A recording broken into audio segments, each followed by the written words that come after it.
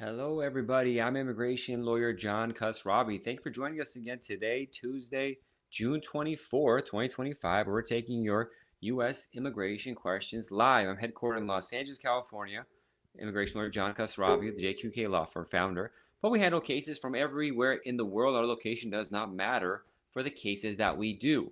Everything is done by mail, uploading email, that kind of stuff, phone calls. We don't handle court cases. That's why we don't physically need to be where you're at. And the rest could be done remotely. I was at the AILA conference, the American Immigration Lawyers Conference, the annual event that they do. There's more events they have. That's the big ones, the annual one where thousands of immigration lawyers come all together to talk.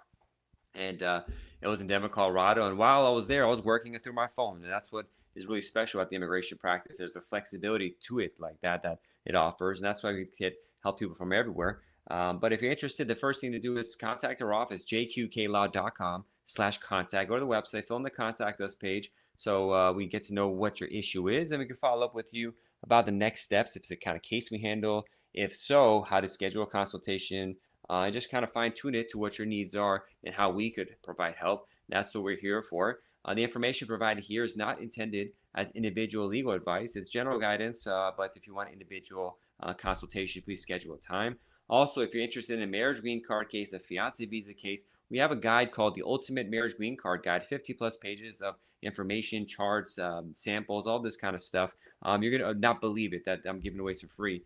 Even if you're not doing a marriage green card case, go check it out and you'll be, wow, this guy's really putting it out there, giving so much help to the community. The website to get it is marriageimmigrationlaw.com. Again, that's marriageimmigrationlaw.com is where to go. Daniel Abrams says, good evening, Attorney John. Good evening to you too. The first question, Lauren, one of our regulars, says, hi, my husband had his interview yesterday for his green card, but it shows it's actively getting reviews. What does that mean exactly? It means they're actively reviewing your case, exactly what it says. So you have to wait. It's unknown when that's going to change, but it's a waiting game. Could be right now, immediately, could be next month. It could be longer, could be shorter. It's very hard to tell because the immigration department's not consistent to what it does. And your case, I don't know. I don't know. See what happens. It's one of those things. Kevin said, is it normal for USCIS to schedule your interview outside of your jurisdiction? No, it's abnormal. If that happens, you got to figure out why that happened, what address they have, what the situation is. Call USCIS to confirm because you shouldn't be going outside your jurisdiction. Now, it's based on where your address is. So you go to uscis.gov, or just type in Google USCIS office finder, put your zip code in, and see what your correct office is. But be in contact with them about that. You don't want to go to an interview at the wrong jurisdiction and we'll go there and say, oh, it's the wrong place. We'll have to reschedule you, waste your time and all that kind of stuff. You want to kind of figure out there. Now, sometimes they may be so busy at one office, they'll do that. Doesn't mean it's impossible, but you want to try to contact them, call them to confirm what's going on. But again, immigration is so inconsistent and every time it's so different. That's why people in the contact us say, oh, I have a clean case. How long? How it's like, this is immigration law. It's just a huge bureaucracy. We never really know what's going to happen at the end of it because there's a lot of mistakes that happen. Like I said here, they may have scheduled you in the wrong complete office. That doesn't make any sense. But all this sort of stuff happens. That's why our job is to actively be involved in the case to maneuver as we're going through. And that's where the value of an immigration lawyer that knows what they're doing provides. Beach Bum Life says, if you get deported to a third country, will they arrest you or are you free to live?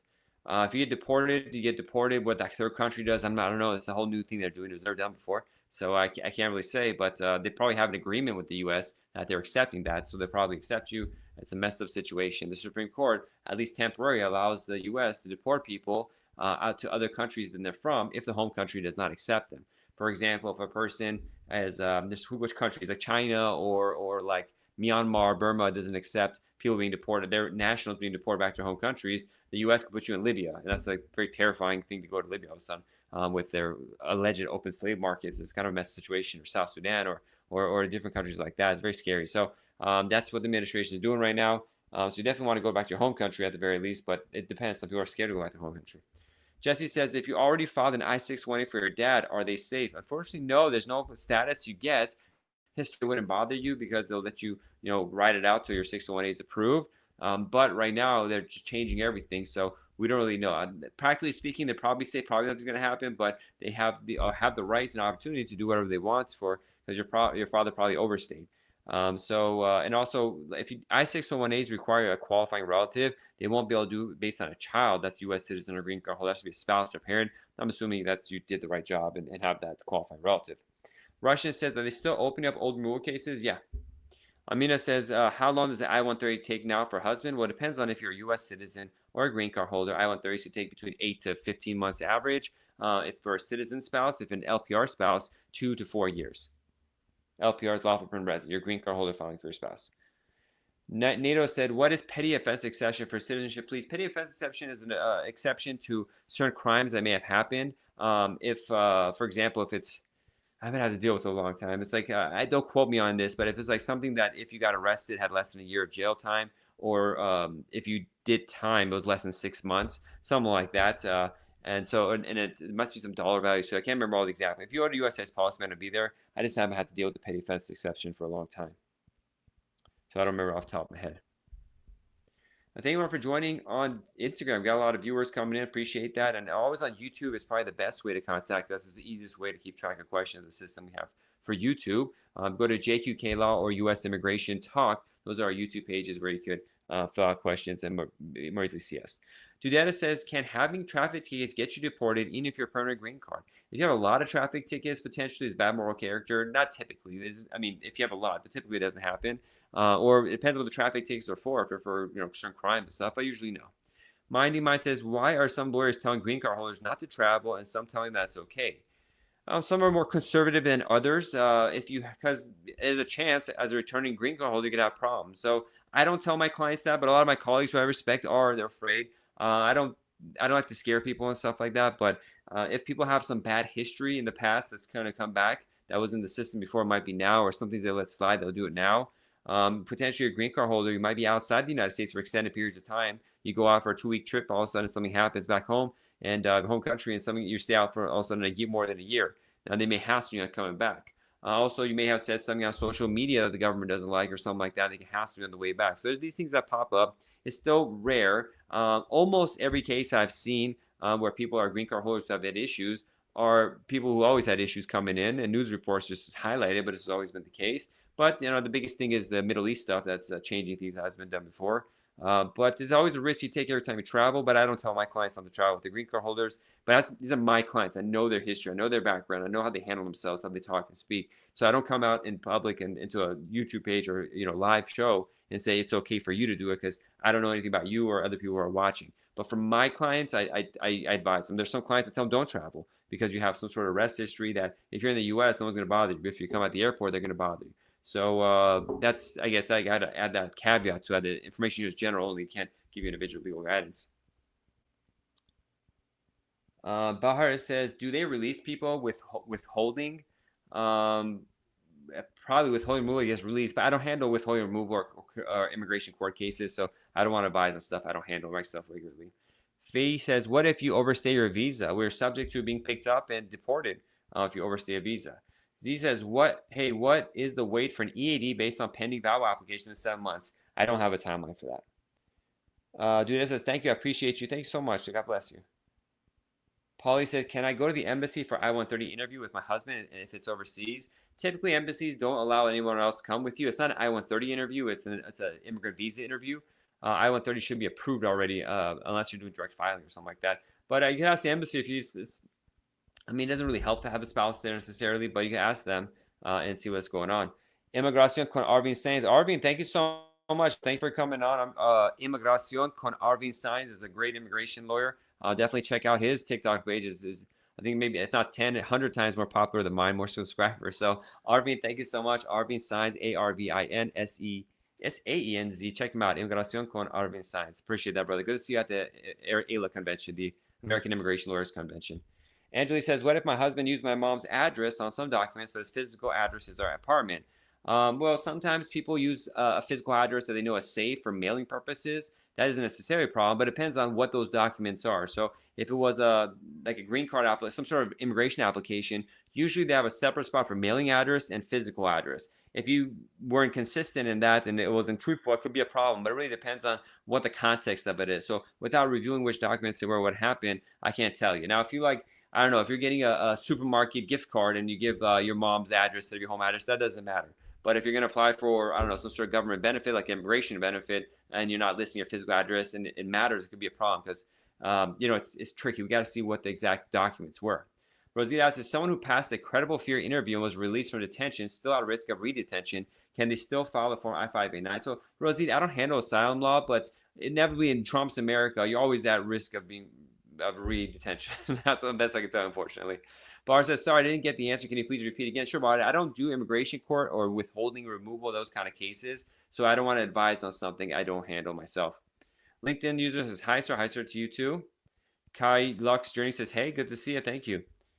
And Muhammad Amir Saud says, does using C8 EAD automatically terminate F1 status? The laws on that are vague. It's a gray area if you have a work permit based on a C8 category. I think C8 is what? Is TPS or asylum or something like that. But my conservative thing is if you use your EAD while you have a student visa status, it knocks you out of your F1. So that's what I would go on.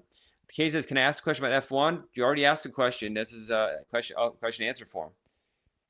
CEO Boss Lady says, hi, is a permanent resident holders blocked from leaving or coming back? No, there's a lot of videos on TikTok that say green card holders are banned from leaving the U.S. Trump did this stuff, all that kind of stuff. Unfortunately, it's all fake and it's scaring the hell out of a lot of people, these videos that come, and I see them too, but it's nonsense. M22 says, does immigration care just about conviction for a student visa? Immigration cares about everything. So it's just about, we got to see what the conviction is. We got to look at the whole picture. There's a lot going on there. Lyrica says, how long do you get response after interview marriage-based? Typically, 1 to 4 weeks, but it could be longer, it could be shorter. CEO Boss says, thanks for answering that. You're welcome. Emigracion con Arvin says, how tall are you? I'm 6'1 to 6'3. I compare myself to other people who say how tall they are and always try to decrease it so I could be genuine about it. But VAWA 7 years. I think you're saying VAWA takes 7 years to get the work permit or to get approved. There goes how we already answered Lyrica. Silence is, hi, sir, for fiance in banned country, what should we do? There's a lawsuit happening right now. It's going to be happening by a colleague and a team of lawyers, actually, different firms. His name is Greg Siskin, the primary lawyer is talking about it. It's going to be coming up. It's enjoying the lawsuit. If you already have a fiance case pending, and to not lose that time. Because the alternative is you get married and you do that, but that restarts the clock. But if you're already in deep into the fiance visa case, keep an eye out for these lawsuits that are happening to get fiance visas within the travel ban exemption. Gracias con Arvin Science says, love this channel. Thank you so much, Arvin. Hopefully we get to make our channel as big as yours and successful as yours. I appreciate that, brother. Jan Luis says, I can pending waiver I-61A. I'm not sure what your question is, Jan Luis. I can comma waiver I-61A. I don't know what that means. Kay follows up. Can I ask a question about F1 for unmarried child 21? Kay, don't ask a question about asking a question. Just please ask your question. Jan says, I can pending waiver I-618. Jan Luis, your question still is incoherent. Bill at Choco says, at I-751 timeline, 6 months to 4 years average. For F1, how long is processing time for unmarried child? Well, it depends on what country you're from. But if you just go to the visa reciprocity page, go into Google, type in visa reciprocity, State Department websites. I'm sorry, not visa reciprocity, visa bulletin. Go type in Google visa bulletin, and then the first link is usually the State Department. You pull up the most recent visa bulletin that's coming up, July 2025. Right now I'm recording this. And you scroll down to the F1 category, the date where the green card could be approved, processing times for Jamaican, are cases that were I-130. The priority date, the day you filed the I-130 petition, I-130, was July 15, 2016. So if your case was filed before that, it opens up the opportunity for an immigrant visa, a green card, to be approved. If you're in the United States, potentially you could file the adjustment status application a year earlier, but that's the rule right there. So visa bulletin is where you go for that. Sweet Mokolava says, should I go ahead with my K1 visa or just cancel it because of what's happening?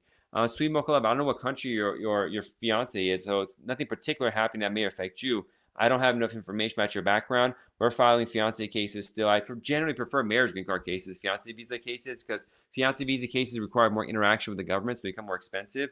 But 1 out of 10 times, there's a specific, unique reason that the fiance visa is better, but almost always marriage is better. There's nothing particular happening. If you're from a banned country, if your fiance is from Iran or from I don't know what other countries, like whatever banned countries there are, then yeah, I would look to do a marriage case. For example, Nigeria allegedly may be adding to the list of banned countries. That's going to be crazy, a lot of Nigerians. So in that case, if you're a U.S. citizen, you want to get married and not bother with the fiance. But it really depends on your case, sweet Mocha Love. Please first download our guide, the Ultimate Marriage Green Card Guide. Go to marriageimmigrationlaw.com. The website's marriageimmigrationlaw.com. Download the guide, but schedule a private consultation, jqqlaw.com/contact. The website's jqqlaw.com/contact. Fill in the contact us page so we know about your background. And we'll send you info about scheduling a consultation. Fees do apply, but we'll tell you in response to your message. CO Bosley says, I'm a green card holder. I need to travel home country, Ghana. Do you advise I go? I can't give you any advice because I don't know your case, your background. You're not my client, so I'm not allowed legally to give any advice in a form like this. You get general guidance. There's no general particular reason I would say having gone a trip is bad, but I don't know anything about your background. So we have to ask questions about how you got your green card, what your history is, who your family is, all this kind of stuff to see if something stands out. Having said that, your name might be the same name as some person who's a criminal. And when you come back, they'll think they're you and they'll hassle you or stop you or something like that. I don't have ability to look that up or know. But at the very least, if you want to get an answer, somewhat of a good answer, we got to sit and talk to get to know your background, see what's going on. Love is Handmade says, thank you for doing this. Once I get my green card through my employer, how many years do I have to wait to apply for the citizenship? So I have a detailed video on YouTube. Type in JQK Law on YouTube, JQK Law Citizenship Timeline. It's the best video that breaks down the whole timeline. And essentially, once you get your green card, you got to wait a minimum of 5 years, but you could file the case 90 days before the 5-year mark. You have to have been physically present in the United States for half that time and not have broken continuous absences, not have multiple 5-month absences or not have, a 6 months or more, a year or more absences. And you must have lived within the state that you're living in for at least the last 90 days before filing. There's a home domicile requirement for that purposes. Jurisdiction requirement. So those are some stuff to be aware of. That the video does in much more detail. It's like a 15-minute video. So I definitely recommend watching that. Then schedule a consultation if you like. When everyone's watching this, please follow us on our Instagram page. We publish a lot of information like samples of our just redacted versions of our approval notices because people always ask, how long does this take? How long does it take? Well, we have our approval notices there with timelines so you get an idea. Plus a lot of tips and statistics and all this good stuff. Our Instagram page is JQK Law Firm, JQK Law Firm. Please check that out. It's going to be helpful. Love is Handmade says, thank you so much. You're welcome. I appreciate the kind words. Chaos, thank you. So I don't need to get a lawyer. My case is 2022 and it's still reviewing. It's really frustrating. It's going to take forever, a lot more years for your case goes, but I recommend having a consultation with the lawyer, our firm particularly, because we've had it where people wait 5, 6, 10 years for the case to be current for getting green card. And then they realize there was an error and that could have potentially fixed earlier. And then they just wasted all that time. So if you haven't used a lawyer, especially a good lawyer, talk with one, schedule a time that schedule a consultation with our office so we could review it to catch anything. Hopefully, if there is a problem now, to say, okay, you fixed it, or you got to redo it or something like that, instead of waiting more years and just catching it later on down the line. It's an investment in the future. Angela says, we haven't filed the I-130 yet, but he put my mom's address for his medical exam that is sealed. See if you could doctor redo it, but you could always, in the application, include a notice to say, hey, my mother-in-law's address is more consistent, so we put that as there, just an FYI. But I don't know why you did that, but if you want to be safe, redo it, ask the doctor to redo it. If they won't or it costs a lot of money, I have a note in your application explaining that. Salantier says, hi, sir, for fiancé in banned country, what should we do? If you already have your case pending for a long time, potentially join the upcoming lawsuit, or fortunately get married and do the I-130 marriage, or if you're married to a U.S. citizen. If you're married to a green card holder, it's not going to happen. Munter says, Salam, Big Boss, good to see you. Hope you're doing great. Been a while for sure. Got a couple of questions. I became an LPR in January 2025. I want to file for a re-entry permit. I enter the U.S. once every other week from Canada. So you got to be, should I file the re-entry permit in August or can I file it in December? CBP said I have up to a year to move. Filing in December will give me more time to wrap up stuff. So whatever CBP said at the airport it's not binding. It's not laws. They just do that. Next time you come in, CBP officer says you're out of luck. They're not bound by that. It's just some nonsense. You can't take their word for law and stuff like that. So the sooner you do it, the better. But it's always going to depend on the interaction you have with the officer at the border. So the sooner you do it, the better. Just plan ahead of time. I mean, you can still do it. For example, when we know you're going to come, we plan it out. So we submit the case as soon as you enter the United States. And then you may have to do a biometrics appointment if you haven't done them already. We're going to kind of do it where it's near the border, wherever you are in Canada, so it's easier for you to get there. So that's big picture is doable. That's why schedule a consultation and work with an attorney who's active and there to quickly respond. They can do it. Some lawyers disappear on you. It's hard to do. Francisca says, I overstayed because a probate court judge appointed me as an administrator of my parents' estate. I was a permanent resident before. Can you help? I don't know why you overstayed if you're a permanent resident before. I don't know. You could have just requested an extension, had evidence of your need to stay. Maybe you could do that after the fact, nunc-pro-tunc, NPT, nunc-pro-tunc, as they call it. But Francisca, go to our website, jqqlaw.com/contact. Fill in the box there so I can talk with you more about what's going on. I don't know if I can help or not. It's like going to a doctor. It's like, can you heal me? I don't know. I have to do a blood test. I have to hear your heart. I have to hear your breathing. I have to do this test, that test before I can know and I can answer that question. CU says, good afternoon, Mr. Coach. Attorney Coach. Good to see you, CU. We got a lot of regulars coming in. One there says, I'll have the I-130 ready when I enter and file immediate FedEx. So that's where just make sure you mail it to the right place, have the rights to check them out, all that kind of stuff. But that works. Now, Hesam says, my wife has citizenship interview through marriage. Do I need to accompany her during the interview? Also, anything other than passports, green card, certificate need to be present? So that's a big question because I don't know anything about your wife's background, basic stuff, but she might have some unique stuff that's going on. If your I-751 is approved, if your wife has a 10-year green card and it's a naturalization interview, because people use the word citizenship incorrectly and stuff like that, they think green card citizenship. So again, I need to know what's going on in your case. But if it's a naturalization interview and she already has a 10-year green card, you don't need to show up. But if it's a naturalization interview and she has a 2-year green card, you need to come, and you should have filed Form I-751. If it's what you mean is a green card adjustment status interview based on marriage, you both need to go. Kay says, okay, I'll follow. No problem. Wish you the best. Thank you. Manuel says, how hard is it to self-file an I-130 with consular processing for U.S. citizen, wife and stepchild that was 16 at the time of marriage? It's not about how hard or easy it is. I have brain scientists that completely mess up the case, and I have people who can't really do it right. So I can't tell you how much hard knocks. I've seen people who are very competent mess up their cases over the most ridiculous things. They're saying the most things, sending the wrong thing, paperwork, this and that. If you got the money, I can't say enough. This is an investment. It's worth doing. But a lot of people follow their own too. But I wouldn't do that. So after like 15 years of doing this, I used to tell people, oh, it's easy, this and that. And I see how bad people just completely mess up their case for no reason. They'll say stuff they shouldn't have said that was ridiculous. They filled out the wrong boxes, chunks were missing, the documents were missing. And then later on it becomes a big problem. It has delays and sometimes denials. Then I stopped saying that. I think like if you could afford it, get a lawyer. And if you could afford a good lawyer, contact our office.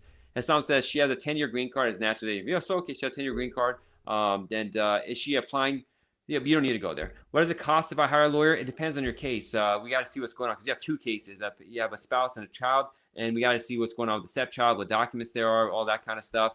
Schedule a private consultation and we go over it. The consultation fee, there's a consultation fee, but go to our website, jqklaw.com/contact. Fill out the box there. We can follow up with you about how much a consultation costs. And after talking with you and your spouse, getting to know what's going on with the child, getting to know your background, the spouse's background, marriage and divorce records. We got to talk about birth certificates. We got to talk about work history. We got to talk about your wife's previous immigration background, which embassy it is they're dealing with. There's just a list of stuff we got to go down and talk about to see what's going on for costs because some cases are easier than other cases, So we got to see what's going on there. But please schedule a consultation. C user says, how long can people with ESTA stay? 90 days. Can ESTA visa holders do adjustment of status that they get married to U.S. citizens in the U.S.? Yeah, they can. Will they need to wait for 90 days upon most recent entry before marrying to do AOS? No, they can do it immediately. Generally, it's not recommended to do that. But if you're in the Ninth Circuit, meaning courts, it states in the West Coast of the United States, I follow with the Ninth Circuit Court of Appeals, we typically try to submit those cases within 90 days because if filed within 90 days, you get extra protections if your case gets denied. You get to go see an immigration judge talk about it, whereas other states, you won't unless you do a whole lawsuit and go up the chain and spend tens of thousands of dollars. Kay says, can I add my child to my F1? Will it take long? No. When your case goes to the National Visa Center, there's the button to add dependents as long as your child is, a minor. Raj on TikTok says, you're welcome, C. Raj says, hello, my SIGIS I-360 is approved. Can I apply for I-665? Our office does not do SIGIS, SIJ cases, so I don't want to advise on that. Silent Tears asks, hi, sir, for fiance ban, what should we answer that question? Robel says, what are the side effects of filing the I-751 waiver after you have the I-751 joint? There's no side effects. It's just changing the case up. You just got to do it properly. The government have more skeptical your case. They want to read into it. You have to have good answers and just do it right. I have a lot of detailed videos on that topic on my YouTube page, Rob. I'll probably have 5 or 6 the top videos on YouTube about I-751 waivers. And a lot of the people who self-file are these paralegals or agents that do stuff. They watch my videos and they sneak around, try to ask me questions. So I see all the time. But if you want information, go to our YouTube page. Erickson says, our processing times for EB3 visas most likely going to get faster. I can't really tell you what's happening in the future. Eso says, I-751 took 2 years. That's about an average. Sultan says, hey, what's up? Good to see you. El Patron says, are 10-year green card safe to travel to banned countries? Generally, yes, but there might be an issue. Like if you got your green card based on asylum and you're visiting the home country that you're escaping from, that could be a problem. Munter says that Iraqi authorities gave him a civil fine. Amount is to be decided later. No arrest, no criminal conviction, no nothing. Just a civil fine. They don't allow Syrians to practice in Iraq. Is he admissible as purely civil in nature? I don't know. That's getting too case specific. I need to talk with the person. Okay, this is a diversity visa lottery. He's a Syrian dentist, lives in Iraq. He has a dental degree, but his practice in Iraq is not licensed. I don't know. that's very law specific. I have to, like, he probably needs a local attorney that gives a notice about what the laws are. That's a very complicated question. And this is the kind of stuff that pops up. This person had a conviction that's civil, but maybe not. And if for another country, we need records. This is something that we got to, like, they didn't talk about. I'll probably need a local attorney that breaks it down into some sort of letter for us. Silent Tears, I love you. Big love and big respect. God bless you. Thank you. K1 visa processing, sweet Mocha love. I already answered your question. I'm not sure what the question is there. Brianna says, my husband's detained. How will the I-130 process work? Well, you eventually have an interview. It's not going to work well. I'm not sure how they might. Hopefully, they'll waive his presence in the interview, but it gets tricky. I haven't had cases like that myself, so I don't want advice. Paul says, what if I have a disposed DUI in 223 in New Jersey, and it's the first offense, no accident? Can I re-enter? What kind of visa do you have? What is the situation? I need more information about your background. If you're a green card holder, probably. If citizen, yes. If you're a visa holder, they may have voided your visa. You might need to get a new visa. And did you tell them about this disposition, what happened in the visa application? If you didn't, that's misrepresentation or fraud. So PAU, PAL, I need more information built to answer that. So schedule a private consultation. Erickson says, our processing, we answered your question. I can't tell the future. Sweet Mocha, please schedule a private consultation to talk about your case with your fiance. Timo's in immigration court for asylum, and I want to file military PIP. Should I file I-130 court? Is May 2026. That's a lot of stuff going on there. You should talk with the attorney in private. CU says, are people on diplomatic visas, primary dependents, able to do adjustment of status, or will they have to do consular? Can they claim asylum in the U.S.? Yeah, they can claim asylum, but if you're a diplomat, yeah, you could do adjustment of status as well. You have to fill out an additional form that takes away your diplomatic rights. That's the application. That's about it. And the other thing about diplomats is that if you're certain diplomats, their children are born in the U.S., they don't automatically become citizens. But that's not what your question is about. Tibaraco, we only have 2 minutes left, so we'll try to get some questions in there. Tibaraco says, if permanent resident married outside the U.S. and not living together, can they still apply for citizenship? If permanent resident married outside the U.S. and not living together, can they still apply for citizenship? What you mean? Can they apply for a green card or citizenship? Because people use that interchangeably. It's incorrect. So I'm assuming you're a green card holder, you're married to someone outside. Can you apply for a green card for them? You can. It's just going to take a long time. Juan says, I sent my RFE response for green card based asylum more than 60 days. USA says document scan. Yeah, US is inconsistent about this timeline, so I can't. That's just it. Sweet Boy says, thank you. He's in Haiti but lives in Dominican Republic. Okay. El Patron says, after 10-year green card holders safe to travel banned countries? I answered your question. Okay, let's go for one more question. That's some context. Nina says, my uncle is a citizen. He is helping his sister. Prior date is April 2003. What is the date now? Go to the visa bulletin, check out the first chart there, and see what country you're from, and they'll tell you right there. Poppy says, hello, sir. I sponsored my brother and sister in 2008. They're in Pakistan. I want to know what year it is. Go to the visa bulletin. Do you file mandamus, martial arts? No, we don't do mandamus cases. And let's go find one more good question. Let's see randomly. Do you do T visas? No, we don't do T visas. My Nat says, my brother filed for my parents in 2016, but he did the I-79 but didn't go forward. So these are people, a simple case I-131 asked, and it didn't work out. So a citizen filed for their parents shouldn't be that difficult, but all the time I have people who create problems for themselves and this kind of stuff. So just do that. Text away, are you doing okay? Look tired and shaven. I work hard. I get tired. I was at a conference all week talking for 12 hours a day, probably more like 16 hours a day for 5 days straight, and I got a lot of work to do. As you tell, Trump's America is a lot, and there's wars happening, so you get tired, but I make sure I'm here every Tuesday and make sure you're here for my clients, and that's why I get the best reviews on the internet, and I'm really proud of the work that we do. So God bless everybody. I'll leave it at that. I'm immigration lawyer John Khosravi. Come back again next Tuesday at 4 p.m. Pacific time, 7 p.m. Eastern. I'm an immigration lawyer. If you want to schedule a private consultation, go to our website, jqqlaw.com/contact. It's jqqlaw.com/contact. Fill in your information there. We'll send you more. And if you really want to follow us and get a lot of info, Instagram, JQK Law Firm, and YouTube, JQK Law Firm, or U.S. Immigration Talk. We have a lot of content. We're pushing out the best out there. We really tell you what's going on. The other people are just saying, contact us more information. If you watch our videos, our long videos, even short videos on TikTok and Instagram, we really help out. It's different. I hate talking and these vague stuff. As much as specific as possible, I try to put it out there to really help people out. And if you want to download our guide, the Marriage Immigration Guide, go to marriageimmigrationlaw.com. Having said that, God bless. Be safe. Hassan says you're great. Thanks, John. God bless you, Hassan. I appreciate that. I'll see you all next week, if not sooner, Catch us at our pop-ups. Bye-bye.